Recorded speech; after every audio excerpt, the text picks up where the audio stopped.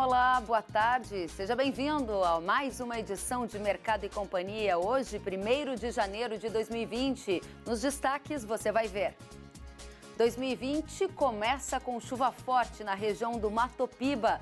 E na edição de hoje, a previsão do tempo vai mostrar como fica a chuva para o restante do país. Eurásia Consultoria de Risco Político vê otimismo no cenário da economia e política também no novo ano. O governo definiu o novo valor do salário mínimo, que passa a valer a partir de hoje. E mais, a projeção de especialistas para o setor de proteína animal. O Mercado e Companhia já está no ar.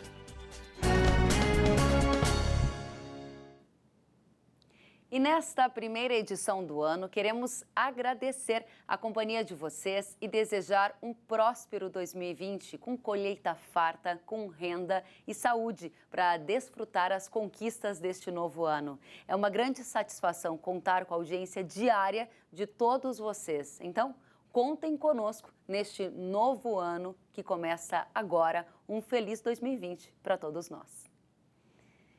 E já com notícia, né? O governo definiu o novo valor do salário mínimo em R$ 1.039 a partir de hoje. Direto de Brasília, a repórter Paola Cuenca traz mais informações. No último dia do ano de 2019, o presidente Jair Bolsonaro assinou a medida provisória que fixou o valor do novo salário mínimo para 2020, R$ 1.039, reajuste de 4,1% sobre o atual mínimo de R$ 998. Segundo o Ministério da Economia, a correção foi feita de acordo com a inflação. A decisão levou em conta a recente alta do preço da carne que impactou o indicador no Brasil. Essa é a primeira vez que o salário mínimo ultrapassa os R$ 1.000 no país. É hora de avaliar o primeiro ano do governo Bolsonaro, os impactos para o agronegócio brasileiro e quais são as perspectivas para 2020, tanto no cenário nacional quanto internacional. Para essa conversa, eu recebo o Silvio Cassione, analista político da Eurásia. Muito boa tarde, seja bem-vindo. Obrigado, muito obrigado. Silvio, qual é a análise da Eurásia sobre o primeiro ano de governo Bolsonaro? Foi um ano muito interessante, Kellen, porque o presidente cumpriu a promessa de não montar uma base parlamentar no Congresso. No começo do ano, parecia para muita gente, até para o próprio Congresso, que isso daria errado, mas no fim, muitas reformas que o mercado esperava há muito tempo aconteceram. A principal foi a da Previdência.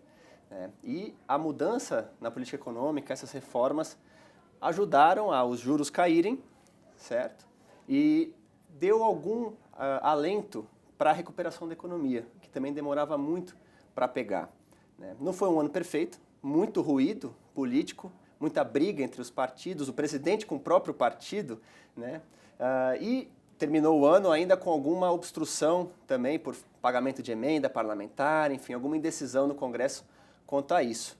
Mas a nossa avaliação, depois de um ano, é que houve um avanço na agenda política, pelo menos do ponto de vista das reformas estruturais, e as condições que favoreceram essas reformas no primeiro ano devem continuar a atuar no segundo ano, ou seja, as reformas devem continuar a avançar em 2020, melhorando as condições para o mercado brasileiro. Bom, então você tem uma visão que foi um ano de mais oportunidades, de mais ganhos ou mais perdas? Como que a gente sintetiza esse 2019?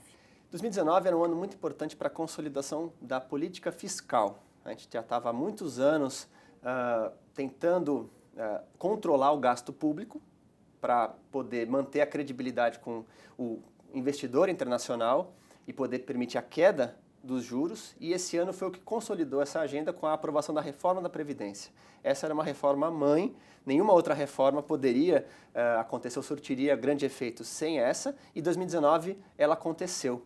Então, em 2020, o que a gente deve ver é a continuidade de muitas iniciativas, como concessões de infraestrutura, ampliação de ferrovias, rodovias, portos, num ambiente melhor, de juros mais baixos, a continuidade de esforços como reforma tributária, por exemplo, não deve ser aprovada uma grande reforma tributária em 2020, mas algum avanço de simplificação, isso deve acontecer. Abertura comercial, acesso a mercados, as negociações vão continuar várias iniciativas reformistas que vão dar mais alguns passinhos para frente em 2020. Bom, e já que estamos no primeiro dia de um novo ano, o Silvio acaba de nos dizer que 2019, o ano que acabou, foi marcado prioritariamente como o primeiro ano do governo Bolsonaro, em que ele avaliou com ruídos que geraram algumas dispersões, mas com avanços fundamentais na parte fiscal, ou seja, das finanças públicas, o que cria uma base sólida para que haja continuidade do movimento de crescimento da economia brasileira,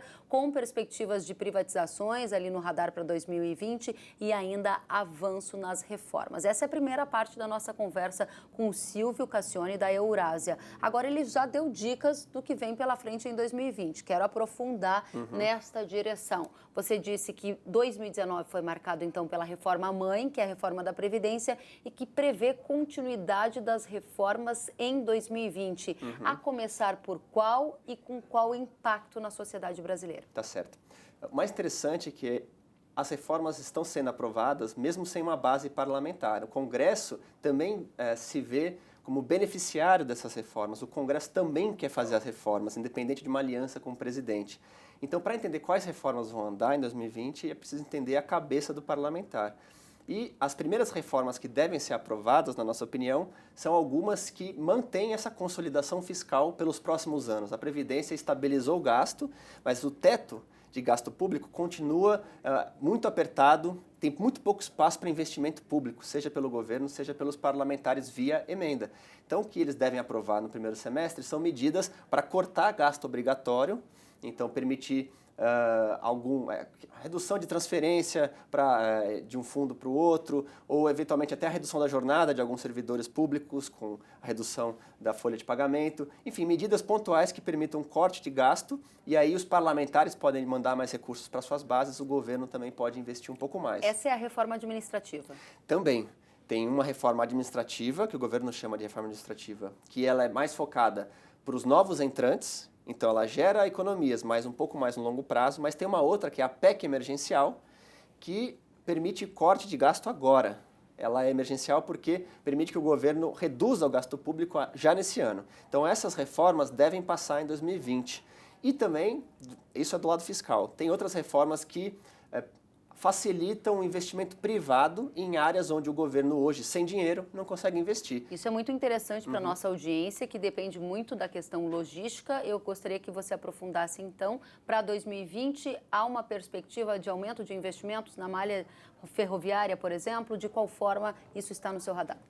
O governo continua com uma agenda muito grande de concessões, privatizações, parcerias público-privadas e também de montagem, né, dessas modelagens de investimento não só a nível federal, mas ajudando estados e municípios a fazer nível local também. Então, ferrovias, aeroportos, portos que vão ser colocados sob concessão, mas não é só colocar esses ativos para serem investidos, mas mudar algumas regras, algumas leis para aumentar ainda mais a atratividade para o investidor. No primeiro ano do governo, teve algumas iniciativas no Congresso, por exemplo, em telecom, mas no segundo ano, em infraestrutura, já vão ter outras leis que devem passar. Por exemplo, uma proposta que facilita a construção de ferrovias por autorização, não por concessão. E aí o produtor ou o empresário que queira fazer uma short line, uma conexão curta da sua propriedade até o tronco ferroviário, vai ter muito mais facilidade do que no modelo atual. Então, isso para o primeiro semestre, você acredita que tem chance de avançar? Sim, até porque no segundo semestre tem eleição municipal. Na eleição municipal, a janela não fecha totalmente para aprovação de medidas no Congresso, mas o quórum é mais baixo, eles trabalham menos semanas em Brasília. Então, a maior parte das medidas que vão ser aprovadas esse ano vão ser no primeiro semestre. Só um ponto, Kellen, para eu frisar, é que esse é o cenário principal que a Eurásia trabalha, a nossa expectativa para 2020. O que pode dar errado?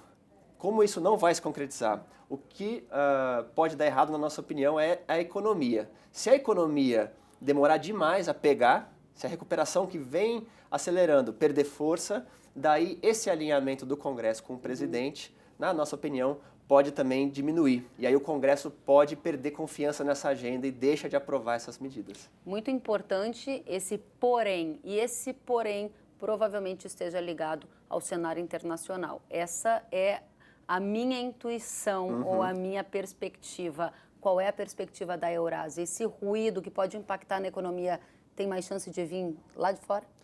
Parece que sim. Claro que pode ter algum fator interno que a gente não possa não ver agora, questão de produtividade, que atinja a economia, mas o fato é que se no cenário local ele foi melhorando ao longo de 2019, no cenário externo os riscos foram aumentando, os ventos contrários foram aumentando.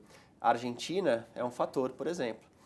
A eleição de um governo peronista, né, de uma ideologia contrária à ideologia do governo brasileiro, desestabiliza o Mercosul. Então, os dois países estão ainda conversando sobre de que forma avançar com a agenda comercial, mas o fato é que o Brasil quer abrir o Mercosul, baixar tarifas, e a Argentina agora tem uma crise para lidar, né? E isso, no mínimo, vai atrasar esse avanço, e a Argentina, com uma crise econômica, pode também reduzir exportações, né? E isso afeta a economia brasileira. Outro fator, volatilidade do mercado internacional pelas eleições americanas e também as relações com a China. O Brasil não está diretamente envolvido nas eleições americanas, mas a perspectiva é de uma eleição muito disputada, que pode ser polarizada entre o candidato Trump e um candidato ou uma candidata mais à esquerda pelo Partido Democrata. Mesmo que não tenha uma probabilidade muito grande de vencer, só o fato de disputar pode assustar o mercado. Aí o dólar, a bolsa, os preços dos ativos podem oscilar muito ao longo do ano e isso pode afetar também a vida do produtor aqui. E tem um terceiro ponto, que vem também de fora, é a pressão aí sobre o Brasil especificamente na questão climática e a Amazônia. O tema ambiental é cada vez mais importante no mundo, principalmente Europa e Estados Unidos, um tema político cada vez mais sensível, e o fato é que em 2019 o Brasil é o vilão da história. Ele foi o vilão da história em 2019. O mundo estava procurando alguém para culpar, para pôr a culpa pelos problemas climáticos, e o Brasil, nesse primeiro ano, com a retórica mais radical, com o aumento dos índices de desmatamento, deu a oportunidade para esses países criticarem. E esse é o risco que você observa no cenário de 2020? É um risco para 2020, sim, porque o Brasil vai ter dificuldade de controlar o desmatamento. Nunca foi fácil controlar o desmatamento, então o que aconteceu em 2019 pode muito bem se repetir em 2020, aumento dos índices, num contexto em que o governo brasileiro tem pouca credibilidade com os outros países no combate ao desmatamento, por causa da retórica, da comunicação, né, que manda mensagens, às vezes falando que vai combater o desmatamento ilegal, mas às vezes desmerecendo as ONGs, desmerecendo outros países. Então, o risco para o Brasil, ou para o empresário brasileiro, o produtor especificamente, é qual? Nesse contexto, pode haver boicotes, por exemplo. O consumidor lá na Europa pode decidir boicotar o produto brasileiro. E afeta, então, o governo tentando abrir mais mercado, mas o consumidor se recusando a comprar. Interessante a perspectiva. Claro que a gente está aqui no primeiro dia do ano, antevendo ou fazendo um exercício de previsão do que deve marcar esses próximos 12 meses. O ponto é que o Silvio já colocou uma expectativa bastante sólida sobre o que devemos acompanhar, seja do ponto de vista de economia, do ponto de vista de política, seja do cenário nacional quanto internacional. Vou fazer um pedido para você, diante de tudo que você colocou na mesa. É possível resumir em uma palavra como deve ser o 2020? É um 2020 que você tem otimismo, ou cautela, ou preocupação? Como a gente sintetiza a visão da Eurásia para esse novo ano? É um ano de otimismo. É um ano crucial, é um ano que vai determinar não só o que vem em 2021, mas vai determinar já as eleições de 2022. É um ano que, se as bases desse crescimento da economia forem mantidas, se essas bases forem mantidas, o Brasil tende a entrar num círculo virtuoso. A economia crescendo, alimentando a confiança do investidor, uma capacidade ociosa muito grande, pode finalmente deslanchar, e aí um ciclo de investimentos, que vem em infraestrutura, mas também petróleo e outras áreas, muito pesado. Mas, se a agenda política perder força, né, e com essas pressões externas também segurarem a economia brasileira e o Congresso perder convicção nessa agenda de reformas, pode frustrar o investidor. A economia começa a desacelerar. Em 2022, a gente vai ter uma eleição muito mais arriscada no Brasil. Olha que interessante. A economia, claro, dando o norte de como devem ser as eleições de 2022 e aí uma das grandes fortalezas ou fraquezas do atual governo, a a gente vê agora ao longo dos próximos meses. Mas a palavra é otimismo. A gente, olhando para tudo isso, está otimista com o Brasil em 2020. Que bom começar o ano com essa palavra, otimismo na visão da Eurásia. Silvio Cassione, foi um grande prazer. Começamos com o pé direito e espero que as suas expectativas otimistas se confirmem. É isso que nós brasileiros esperamos. Um brilhante ano de 2020 para você e volte muito mais vezes aqui nos nossos estúdios. Com certeza. Muito obrigado pelo convite. Um ótimo ano para todos nós. E no Momento CPEA de hoje, você vai ver que o aumento da mistura do biodiesel ao diesel deve aumentar a demanda por soja no mercado interno brasileiro. Acompanhe em detalhes a opinião do pesquisador do CPEA, o Lucílio Alves. Nós tivemos uma boa safra de 2018 a 2019, apesar dos problemas climáticos no final de 2018 e início de 2019. Então, a produção foi relativamente abaixo das estimativas iniciais e um pouco inferior à que havíamos colhido em 2018. Havia, do lado da demanda, uma expectativa de uma importação menor do ponto de vista da China, exatamente pela febre africana que ocorreu nos suínos e a possibilidade de um consumo menor de farelo e, automaticamente, uma menor demanda de grãos. Isso efetivamente aconteceu, mas o lado favorável para a soja foi a guerra comercial entre Estados Unidos e China, que fez com que a China comprasse um percentual ainda maior de soja do Brasil, uma vez que ela reduziu a demanda da soja americana e passou a comprar do Brasil, e isso contribuiu para uma sustentação. Uma sustentação de volumes exportados e uma sustentação de preços. Do ponto de vista de 19 e 20, a safra, em termos de área, já está definida, né? O cultivo já foi efetivado. O que nós tivemos nessa temporada foi um atraso de semeio, comparativamente ao observado em outros anos. Então, a grande pergunta é como vai se dar o desenvolvimento dessas lavouras e impacto em produtividade. Por enquanto, nós vamos ter, aparentemente, uma produtividade ainda relativamente boa, porque apesar do atraso, o semeio ainda ocorreu em período considerado satisfatório. Do ponto de vista de demanda, o aumento de demanda, especialmente de óleo para biodiesel, é favorável e vai contribuir para reduzir a ociosidade das indústrias. Esse é um ponto importante. E, além disso, produzir o óleo gera farelo. Então, nós também temos um mercado de proteína animal muito bom. Nós estamos aí nessa euforia de mercado de carnes para frango, para suínos de forma geral e, claramente, para bovinos. Então, também vai contribuir para elevar essa demanda de farelo, porque senão os preços de farelo cairiam.